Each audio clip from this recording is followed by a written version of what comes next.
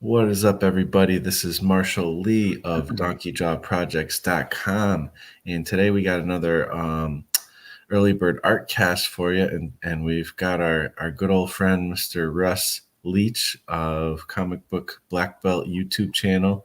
How you doing, man? Where can people find you? Yeah, you can find me at Comic Book Black Belt on YouTube, russleach.com and comicbookblackbelt.com, and also onlydeathcansavus.com. That's my book. And you can pick up my email subscription list there. Please sign up, and I'll let you know what's going on. Awesome. And we're going to be talking about creative vision in comics.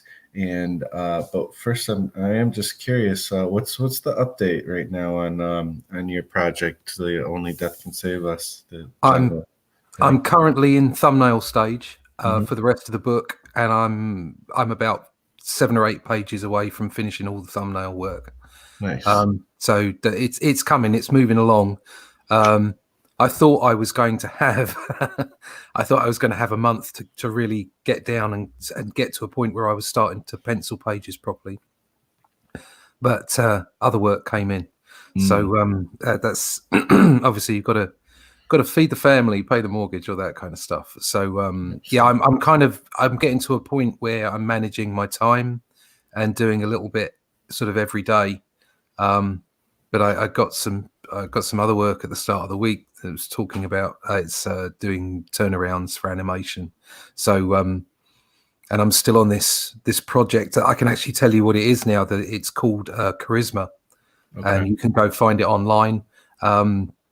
It's charisma.ai, and it's telling comic book-esque stories. And unlike things that you've seen in the past where it's branching stories just by making a decision, this has got an AI deep inside the story, and it understands you, it talks to you, it analyzes your emotions, and it takes the story in a different direction according to the way that you talk, and it talks back to you. So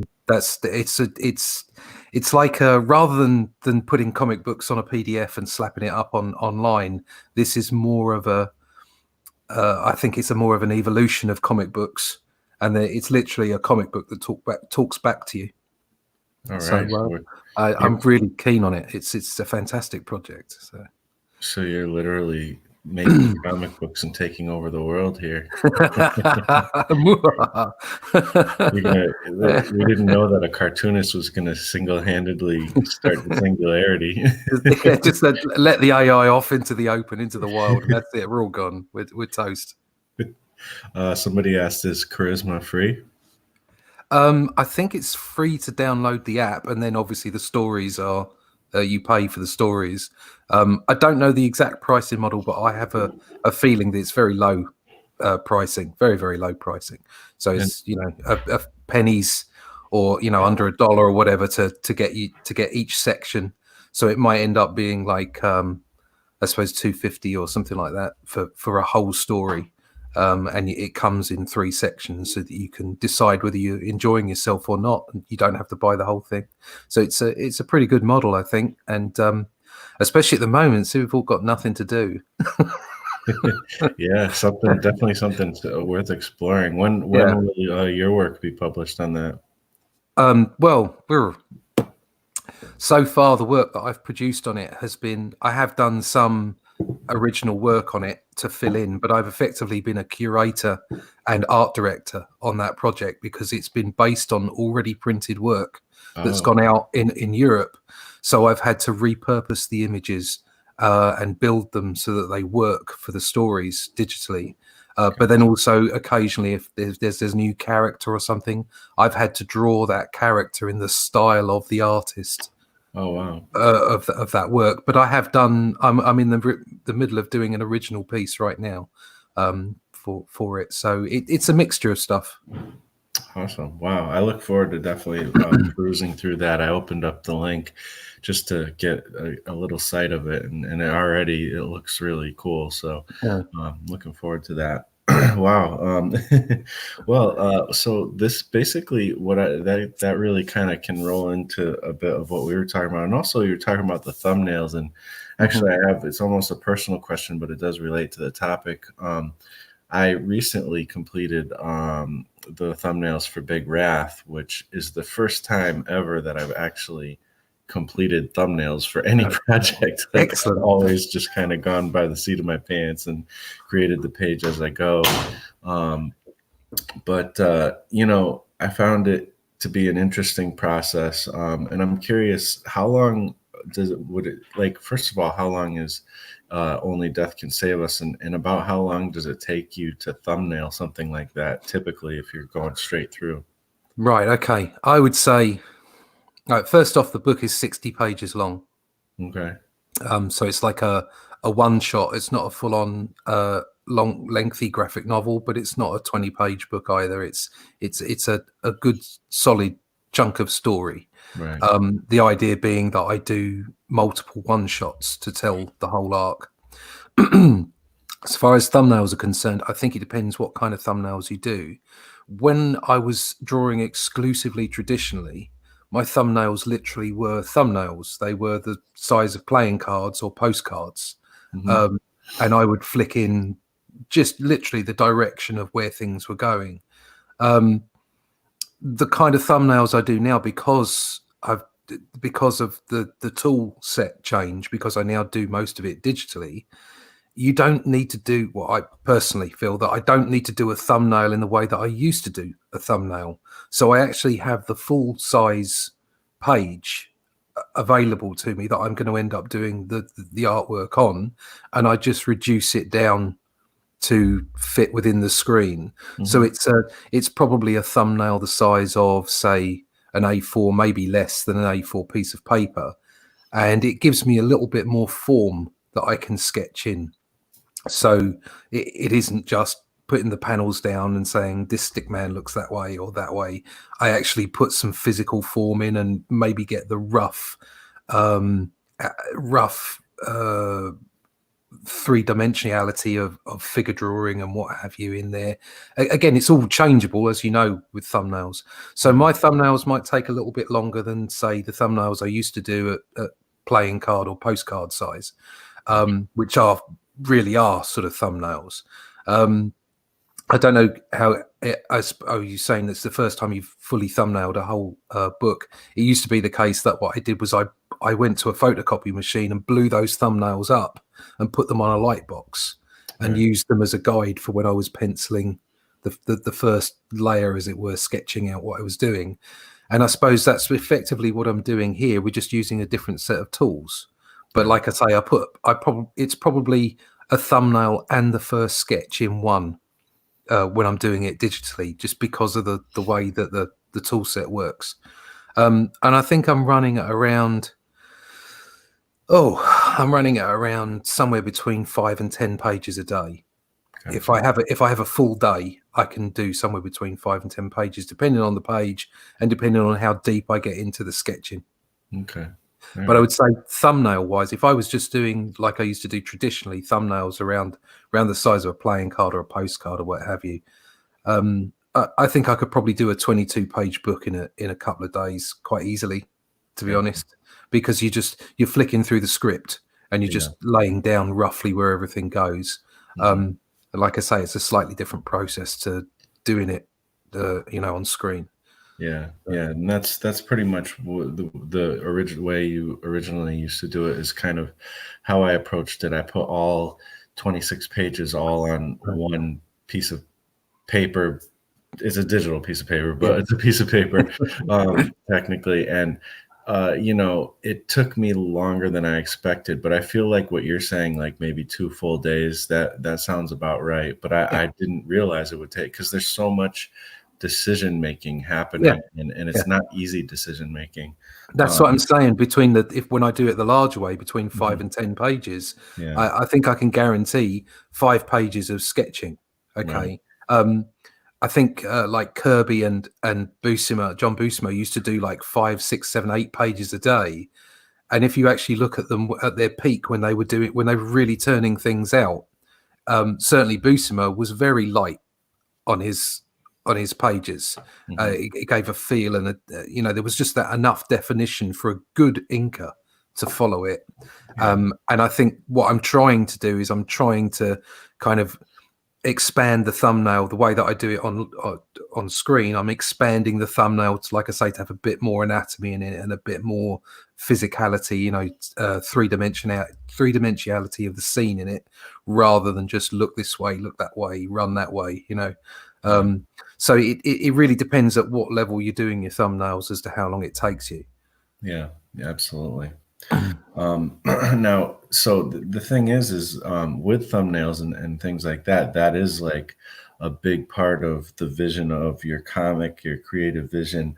And I definitely want to talk a little bit about that. Basically, the first idea that made me want to talk about this was in the Discord. Ronnie Gunther, he sometimes puts in the prompt for the day, and he put in the prompt yesterday, Hello, and Ronnie. he just popped in. He's saying hello, hey Ronnie.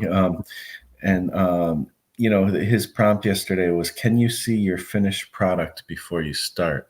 And you know, this really, you know, it really pertains to when you're doing your own IP, also when you're creating characters, but even when you're working on somebody else's book, I think it pertains because you have to have a vision, even just for a panel, for a page, and then for the whole story.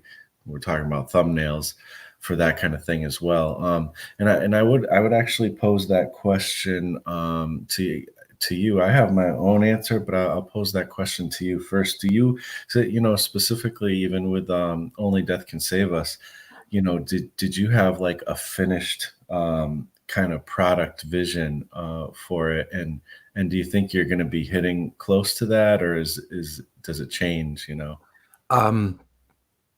Yes. Short answer, yes. I had a vision for it. I had a way that I wanted it to look, and so far I've stuck to that. So it's not a specific. It's not like each page must look like this, or even a vision of how the story will end up looking specifically panel by panel. It's just a kind of an overall sensation of how the book should feel. And I think, yeah, there's definitely that happens right from the start, because it's part of the inception. But for me, the story that I'm producing, the characters, and the art style, and the kind of the whole Bronze Age feel, it's a passion project without a doubt. So yeah, from the very word go, I wanted it to look a certain way, and it's well, I'll leave it up to everyone else. That the preview is out there. I think I'm hitting the mark. Certainly, I'm quite pleased with where it's gone so far. So yeah, definitely. Awesome. Yeah. So to me, I thought it was interesting because, you know, especially with comics, and really anything, you know, you could put this could be said with a movie and other things too. You know, you might have a vision, but also the end product may end up very different. And it was interesting to see some of the people's answers. And you know, to me, I feel like if I don't have a vision, a lot of times that project doesn't get done.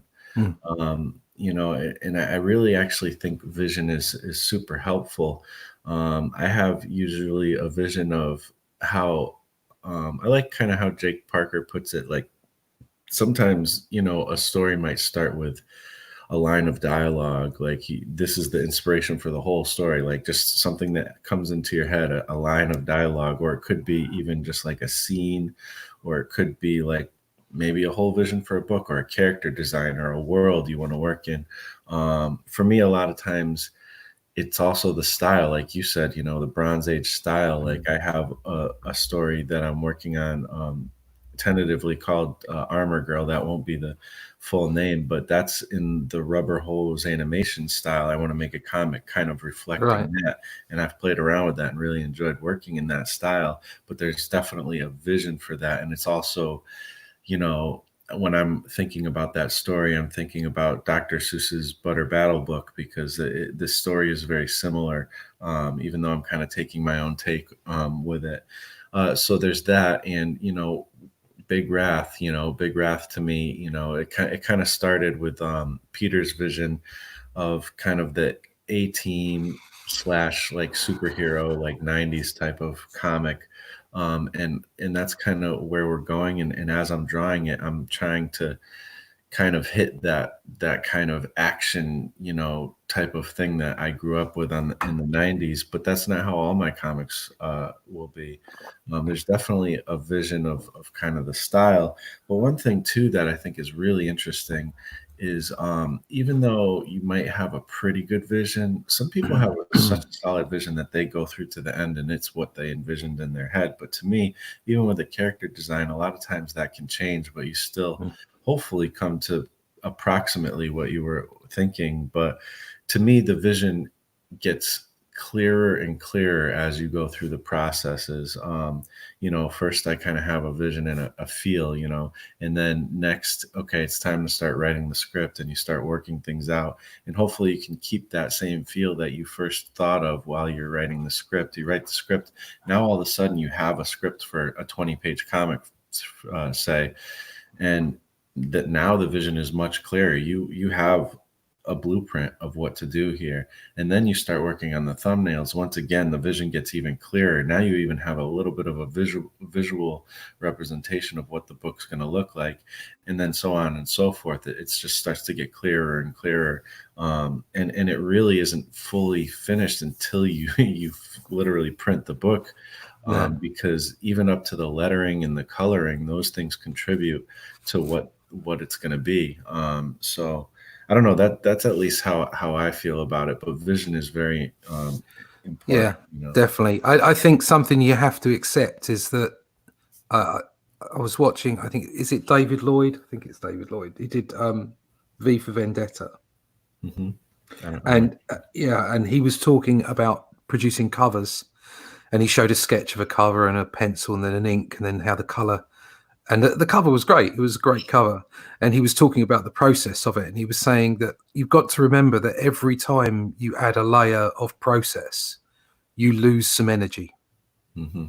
Right. So in the cover, you do that sketch and it's full of this vibrant energy, and then you pencil it and tighten it up, and then ink it and tighten it again and lay the colors over, and it's lost something of that original sketch. It's still great, but it's lost. And you just have to accept that, that is going to happen to every creative process. That initial spark is going to be full of energy and full of what you see, what you envision.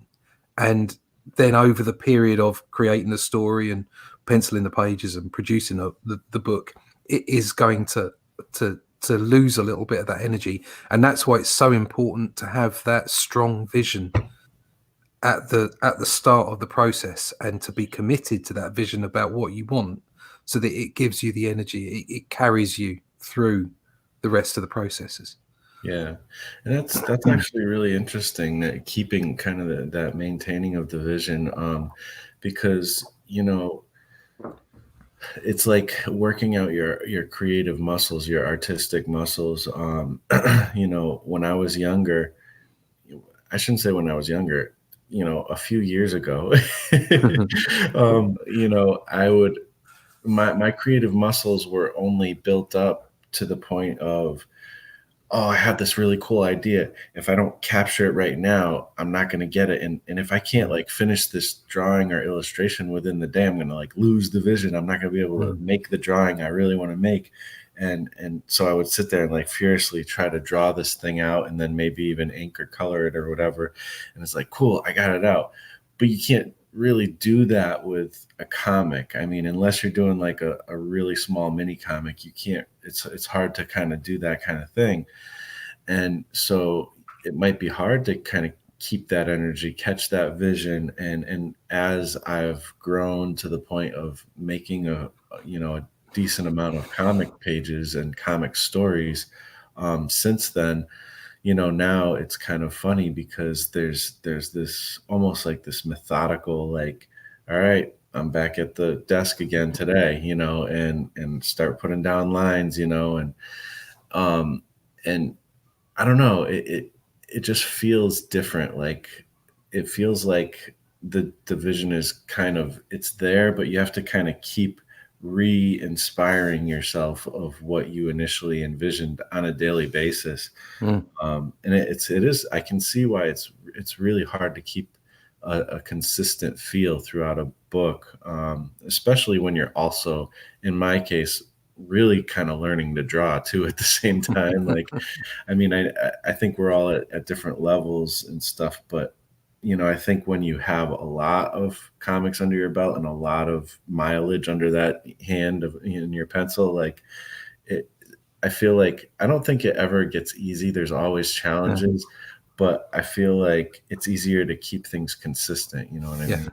There's always that auto response, muscle memory.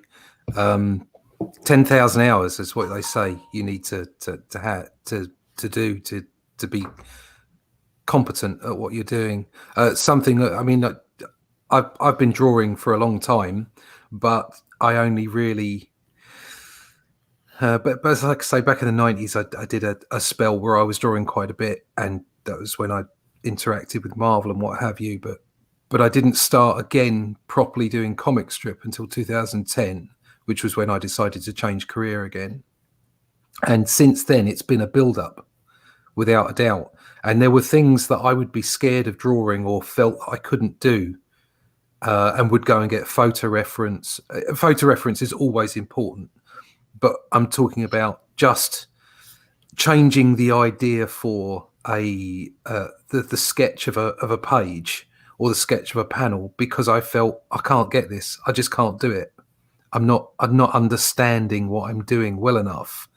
And now that happens far, far less. I come to a panel or I come to a page and I think I want the characters in that position with that angle. And 9 times out of 10, I find a way of, getting it out onto the page. That's not to say I'm perfect in any way. That's not what I'm saying. All I'm saying is there's a journey and you start trusting yourself a lot more and you start being a lot happier with the outcome. There's always going to be challenges. There's always going to be times when you look at it and you go, I just can't draw that, or I'm not there today. It's not working, or I'll go and get a photo reference or I'll get a model or whatever. The one thing I don't do is go get 3D models. That's just a personal thing. But other than that, everything's open to make it so that you can make it work and get a page done. But it's definitely a journey where you start trusting yourself and then you get automatic reactions and you feel like, I can draw that. So and it comes to a point where you don't even think about whether you can draw it or not. You just think, I've got to do this, and you lay it down on the page. But it's only practice and maturity, I think, that makes that work. There's always going to be a few artists out there who are just special and they can do it at 18 and that's it. They're fantastic, but they're few and far between. But most of the really great artists have trained their skills over a period of time. It's competence, skill, and talent. Skill and talent are not the same thing. Talent is are you naturally bent towards certain things? You might be naturally bent towards playing football or soccer or whatever it is you call it out there. But the skills are built on top of it to make you that rounded player. And it's the same with drawing. It's the same with creating or writing or whatever. You have this bent towards being that kind of person that does that kind of thing, and then you learn the skills and the tricks on top to make it work, to find the shortcuts. It's like that. I knew a guy who used to play guitar, session guitar, and he was really keen on showing me all the shortcuts he had on a guitar of how to make it sound a certain way. And it always used to amaze me. I'm always impressed by people who can play musical instruments or grow a full head of hair. And it's like you see these things and it's amazing. So everybody's got something to give. Everybody's special in their own way. Everybody's talented to their own bent. But like I say, skill and talent are two different things, and you have to build them both. And eventually it comes part of that journey that I was talking about, where you can get to a page and just let it go. Mm-hmm. And it becomes almost muscle memory. You go, yeah, I can draw that, and you just draw it. Yeah. But it just takes time. Yeah. Yeah, it's interesting, and you get different creative challenges when you get into that mode. Jack Kirby. I always go to him, but Yeah. he eventually came to a style that he pretty much drew in for the rest of his life.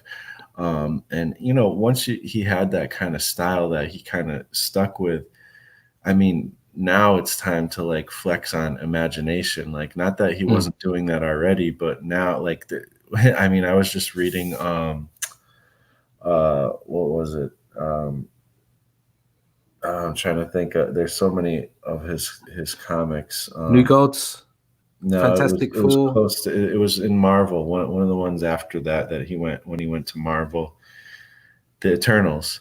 No, the Um, Eternals, right? Okay. And, I was actually struck by how the story wasn't super strong, but the world building was immense and Yeah. amazing. And I was just like drawn into this world building, and like all the stuff he was kind of taking from to get this story. It was pretty amazing. It's breathtaking, to see that kind of thing in comics, especially drawn in the way he draws and stuff. So, definitely, talk about somebody who had vision.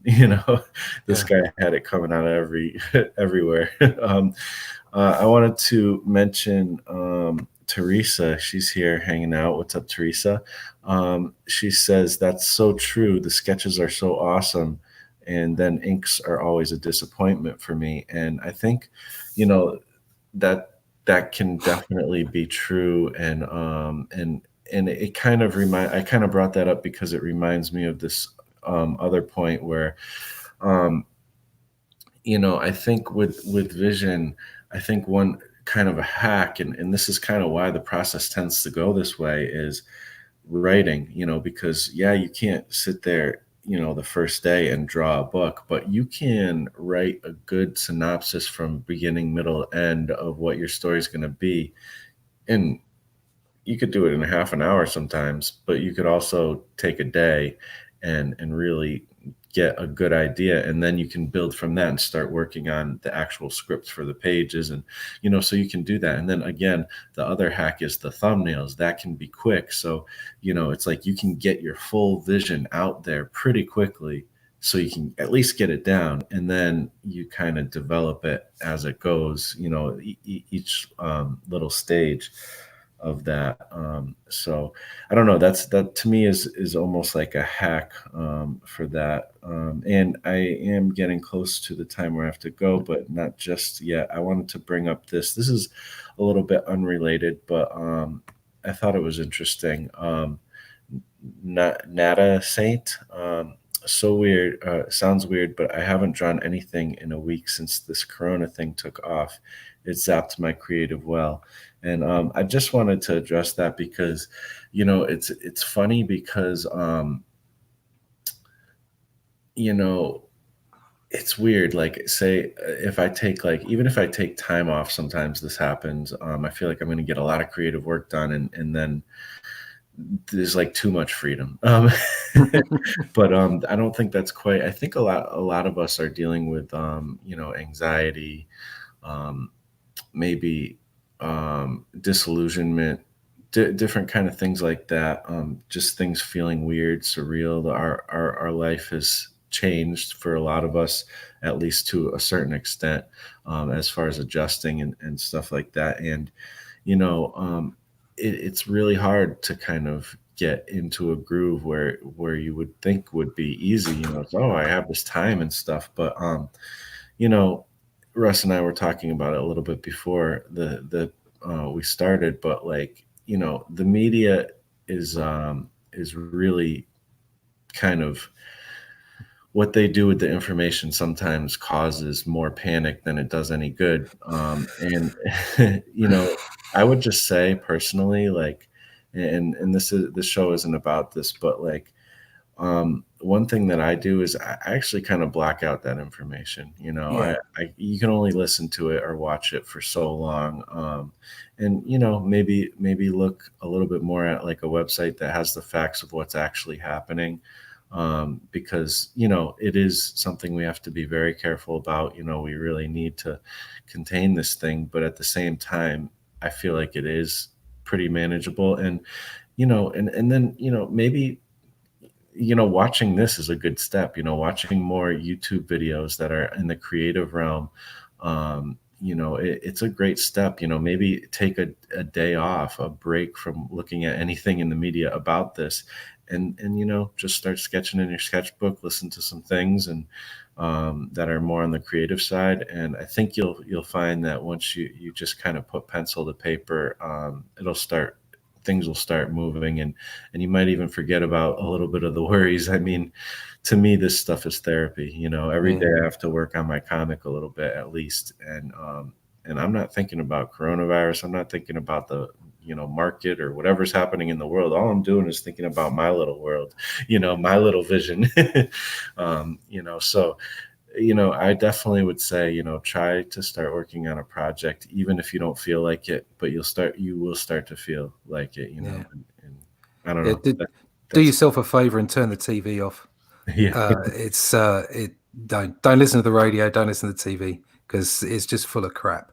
Mhm. And there's lots of people, there's lots of voices out there, and they're all biased in their own way. They all have their own biases, and just turn it off. Like Marsh is saying, what's important is that you follow, you know, medical advice. That the medical advice is coming in through the governments of both countries, and they're basically saying, wash your hands, make sure you know, for the moment, stay away more than 2 meters from people. Don't go to large gatherings, and just, you know, stay cool. You know, it's very sad that people are dying.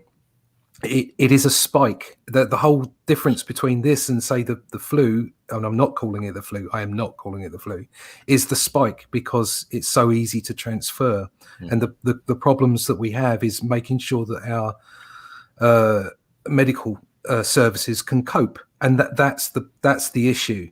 Um, as far as people dying, which is very sad, and I would not want it to happen to anyone at all, but the hard facts of the statistics are that so many people die of so many things, and this is about the spike. So, you know, stay indoors, do your best, but turn the TV off. Stop listening to panicking voices. This is not the Black Plague. There are still going to be people afterwards to run deliveries and do the post and clean floors and make movies and make comics, and, you know, the world will continue just fine. We may have some economic issues, but we'll get through it. You know, and we can all get through it together. Just like Marsh was saying, it's like, stay in communities, staying in, especially creative communities like this. Keep talking to each other, keep being up, and it will pass, and we will get through it, and things will be cool. And as far as getting yourself some creative mojo is concerned, like I say, turn the TV off, read some comics, read some books, watch some movies, talk to your loved ones. Yeah. You know, do all these things. Go out in your back garden, out on your balcony, whatever it is, and look at the sky, look at the world around you, and just how great it is and how complex it is. Yeah. And just take it all in. Take some of that other stuff in. Turn the boob tube off, because it's no good for you. Yeah. It's not good for any of us. Yeah, and you know, he's this person is saying that they're an essential worker, so, you know, it's a little bit harder to keep Yeah, their head but straight. You know. absolutely everything, you know, so much praise to those people that are out there. My wife is not a key worker, but she is working in a shop, so she has to stay at the supermarket, because they're considered kind of key workers. Obviously, it's nowhere near medical workers, so I kind of understand where you're coming from. But anybody who's out there on the front line, just the heaps of praise, and those people deserve so much more than they get normally. I mean, our systems are a bit topsy-turvy when a footballer gets paid millions of pounds a week and a nurse gets paid, you know, tens of £1,000s a year. That's pretty wrong. But it is the way it is, and those people are out there because they chose to be out there. They have a calling, and they should be given the utmost respect. So treat everybody you find along the way with that respect. Yeah, and there's a lot of positive stories and stuff, and of Yeah, course it is something to be careful about. I'm considered, I guess my work is considered essential, so I'm out there too. But there's so much positive. I actually listen to the some of this media stuff a lot during this, but I listen to an AM station that has a much more positive take on all this. It's not taking the doom and gloom that a lot of other stations are taking. So I'm getting some good stuff. They're talking about a lot of different, really positive stories that are yeah. coming out of this, It even though there's negative around it. it's And local and closer to community. What I am noticing is a lot more exactly. community happening at the moment. It's people helping each other out. Hmm. So Absolutely. Yeah, and that's a local station. So mm, the local is a big deal. It seems to be more, the more national type of media that tends to be the tough ones to deal with. But yeah, so I just wanted to address that because we're all going through it. All of us are going through all of that right now. So it's definitely helpful, and Vision, again, just bringing it back to the topic, Vision has a great way of kind of getting your mind focused on something else. Like I said, to me this stuff is therapy. yeah. So that being said, I do need to get going. Russ, once again, where can people find you? You can find me at russleach.com, only deathcansavus.com. That's the book, which has an email a subscription list, comicbookblackbelt.com, and obviously Comic Book Black Belt is the YouTube channel as well. You can find me on Twitter, on Instagram, and currently being blocked by Dan Slott. That's No. really clever, isn't it? That's really clever. When you're seeing the whole of the comics industry just falling Yeah. apart, you Yeah. block people when I've Yeah. never spoken to them in my life. But there you go. That's my rant over. See you I've, again soon. I've had that situation too. I don't understand it, but No. and I also want to just quickly give a shout out to Ronnie Gunter for putting that prompt out there, and it was really inspirational for this episode. And a shout out to all of you in the chat and everybody else watching Yeah. after the Ronnie, fact. Teresa, Dave, Van, Yeah, Yanimal. Yeah. Nata absolutely. Saint. Nata Saint. Thank you for the question. And please let us know in the comments what do you think about this topic? Do you see a finished vision when you start your project, or how do you go about it? I'd love to hear other people's thoughts on that as Yeah. well. And you know who I am, Marshall Lee, DonkeyJawProjects.com, and that's where you can find me. Other than that, thank you for watching, and we will talk to you on the next one.